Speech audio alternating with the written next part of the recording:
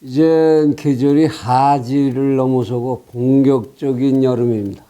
폭염이 쏟아지고 있습니다. 햇볕 속에 나가실 때에는 특별한 좀 복장도 하시고 주의들 하셔야 되겠습니다. 채널 24K 하석영의 단도직입. 오늘은 이 나라 언론 얘기 좀 해야 되겠습니다.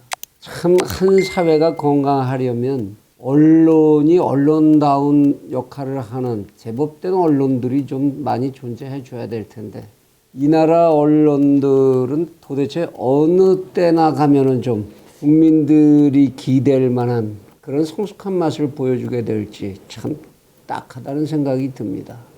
만날 이편 저편 가르거나 어디 뭐 정권의 이익이나 쫓아다니거나 뭐 참 언론다운 모습을 제대로 보여주지 못하네요. 우리나라 언론들이 특히나 제일 잘하는 게 있습니다. 국민을 전부 패거리로 갈라놓는 거죠.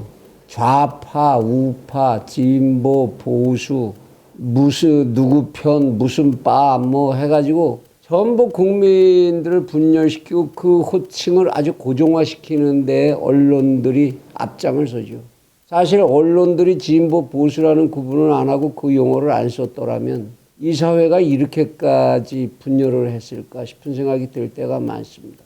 우리 사회에 사실 따지고 보면 어떤 이익을 따라서 패거리 짓고 쏠려다니는 몰려다니는 집단들은 존재하더라도 우리 사회에 무슨 진보가 있고 보수가 있습니까? 거기에 정통한 서구적 논리체계 제대로 공부한 사람 그런 국민 몇이나 있나요? 그저 바꿔라고만 말하면 진보고, 뭐 자유시장 경제 얘기 조금 하면 다 보수고, 이거 언론이 그렇게 아주 그냥 틀을 짜버린 거 아닙니까? 그렇게 모든 걸 분파로 나누면 사실 기사 쓰기는 좋죠. 선정적인 사건도 그런 기사거리도 많이 생기고 아주 거기에 재미를 들려서 이제는 세대 간까지 분파로 구분을 하려고 합니다. 2030이 어떻고 5060이 어떻고 해서 청년 세대, 노년 세대 뭐 프레임을 만들어 버리죠. 아주 세상을 바라보는 눈은 이렇게 분열시켜 놓고 봐야만 보인다. 뭐 이런 얘기인 것 같은데요. 요새 유행하는 언어가 또 언론이 만들어내는 언어가 생겼습니다. 이준석 현상. 도대체 누가 이런 언어를 만들었습니까? 이준석 현상이 뭡니까? 도대체 그 실체가 뭡니까? 뭐 어떻게 하는 게 이준석 현상이지요? 실체가 없는 언어, 그것이 자리를 잡고 뿌려진다면 그건 언론이 조작하는 것밖에 아닌 거 아닌가요? 사람들은 언제든지 늘 인류 역사가 다 그랬죠. 자기가 갖지 못한 것을 가지고 싶어 하는 법이죠.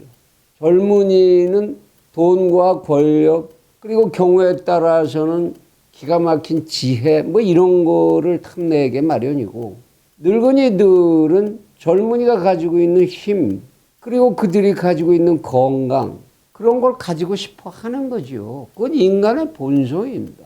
인류의 역사를 대충이라도 훑어보고 공부를 해보면 인간은 언제 어느 시기 어느 때라고 어느 장소라고 할지라도 남녀노소가 모두 어우러져서 역사를 만들어 갑니다. 그 중에서 무슨 늙은이만이 이끌어간 역사, 젊은이만이 이끌어간 역사, 남자만이 이끌어간 역사, 여자만이 이끌어간 역사, 그런 게 있습니까? 인간은 원래 남녀노소가 어우러져서 각각이 해야 될 일을 역할을 분담해서 수행하면서 사회라는 걸 만들고 살아가는 그런 존재들입니다. 그러한 역사는 지금도 진행이 되고 만들어지고 있는 거죠.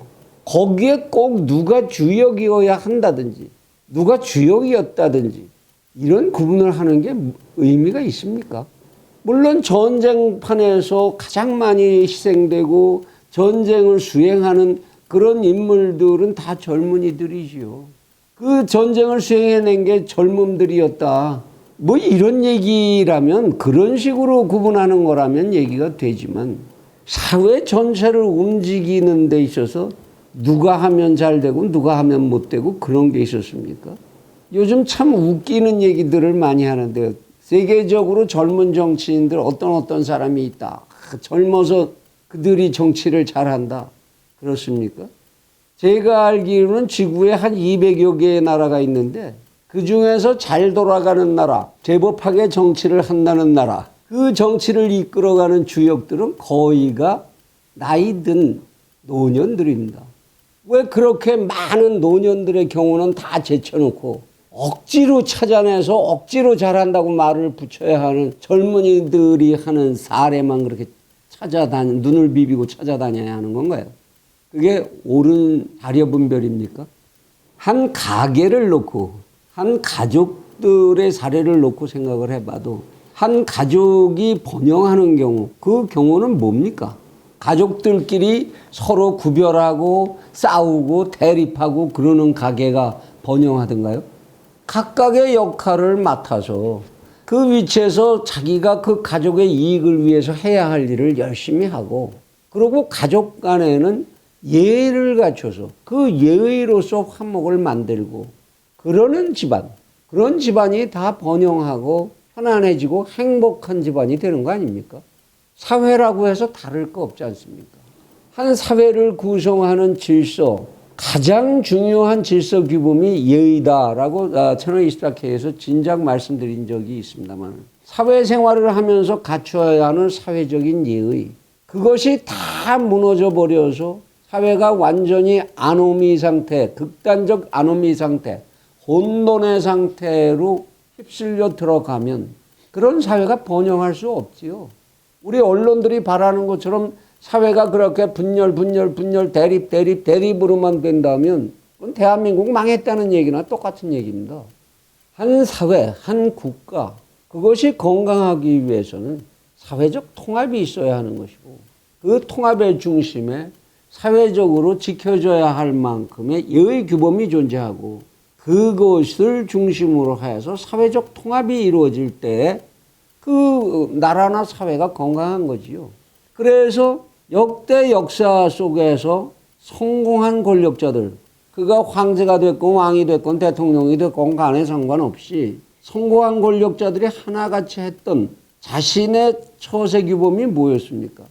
리더십을 갖되 겸손을 버리지 아니하고 대립보다는 통합, 배척보다는 관용, 그 힘을 행사하고 보여줬던 사람들, 그들이 성공했던 권력자들이 아니었나요?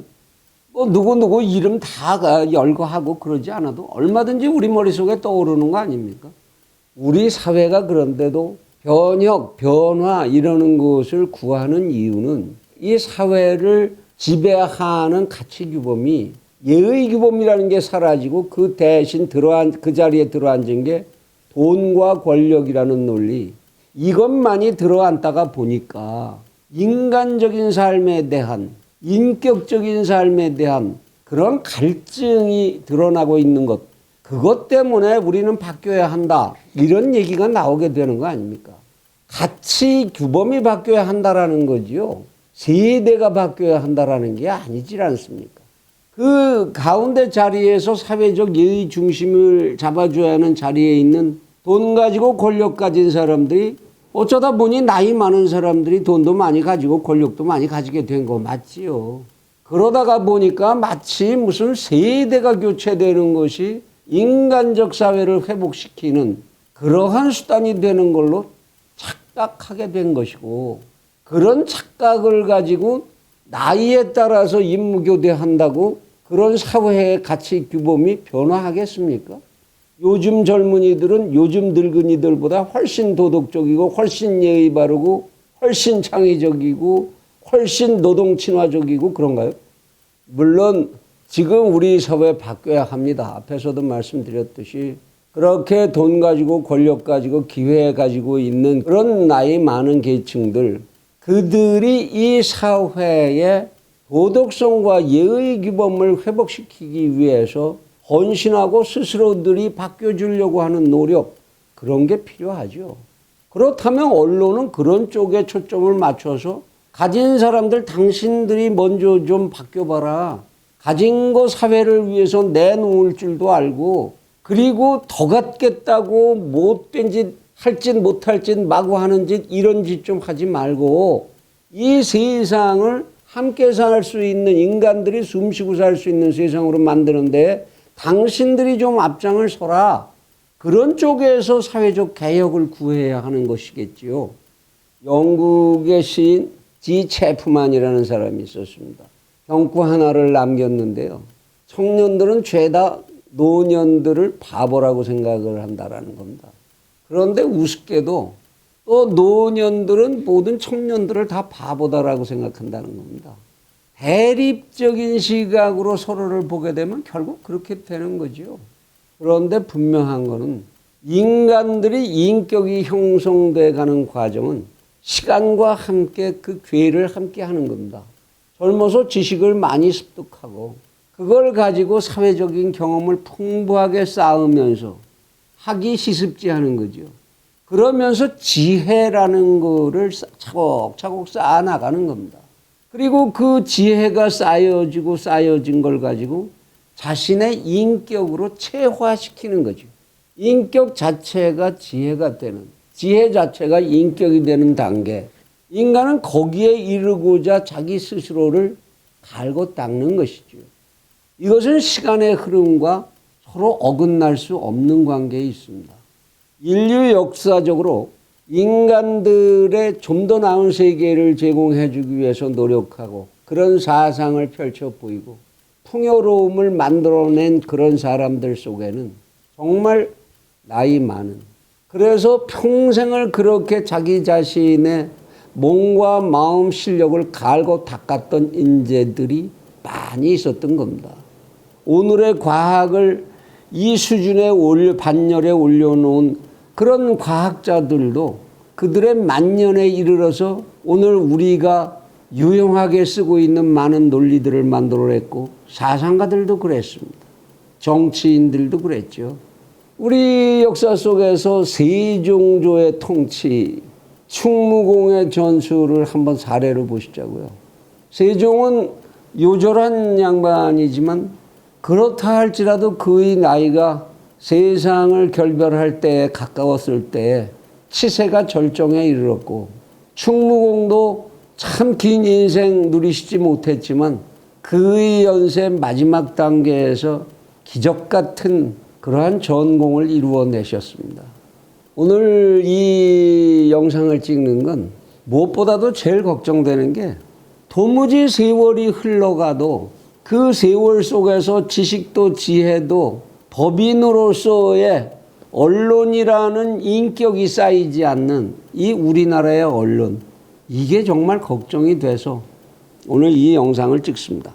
언제나 유치하고 언제나 가볍고 언제나 전공법이 아닌 무슨 다른 모사를 계획하고 있고 자기들 스스로가 패거리에 골몰하고, 사실 그렇게 하면 기사 쓰기는, 선정적인 기사 쓰기는 쉽죠. 깊게 공부할 필요 없고 고뇌할 필요가 없으니까. 게다가 이렇게 편가르기를 하면 상대방을 몰아치면서 마치 자기들은 무슨 새로운 정의의 상이라도 보여주고 있는 것 같은 자기 자신을 분식하기 쉬운 그런 이점도 있죠. 언론이 사회의 공기다, 무관의 제왕이다, 심지어는 제사의 권력이다라는 그런 칭송을 받으려면, 그런 칭송을 감당하려면 그 칭송에 알맞는 고뇌를 감당할 수 있어야 합니다. 그리고 자기들은 해를 드는 순간부터 공익을 위하여라는 모든 다른 유혹이나 이익을 다 집어 던지고 오직 공익을 위하여라는 그런 자세를 견지할 줄 아는 그런 인격을 가져야 되죠. 그런데 어쩌다 보니 정치 권력보다도 더 부패하고 더 이익에 탐닉하고 편의에만 골몰하는 그런 세력들이 언론이 되었다고 한다면 어떻습니까? 남 보고 바뀌라고 하고 남들 바꿔야 한다고 하기 전에 이 언론을 좌지우지하고 있는 그 낡은 세력들이 모두 스스로 바뀌어야 하는 것 아니겠습니까? 부탁합니다. 대한민국 그렇지 않아도 어지러운 사회, 없어도 되는 편 만들기, 편짜기 그만 중단들 좀 해주길 바랍니다. 신문 지면이 아깝고 전파가 아깝습니다.